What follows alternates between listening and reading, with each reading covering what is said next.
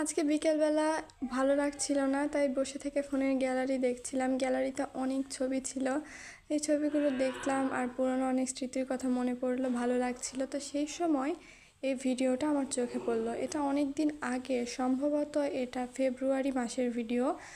আমাদের যখন এসএসসি পরীক্ষার আগে বিদায় অনুষ্ঠান হয়েছিল, প্রাইভেটের বিদায় অনুষ্ঠানের ভিডিও তো তোমাদের সাথে শেয়ার করেছি, কিন্তু স্কুলের বিদায় অনুষ্ঠানের ভিডিও তোমাদের সাথে শেয়ার করা হয়নি। আমি ভিডিও করতে পারিনি, শুধু এই খাওয়া দাওয়ার সময়টা একটু স্মৃতি হিসেবে এটা করে রেখেছিলাম।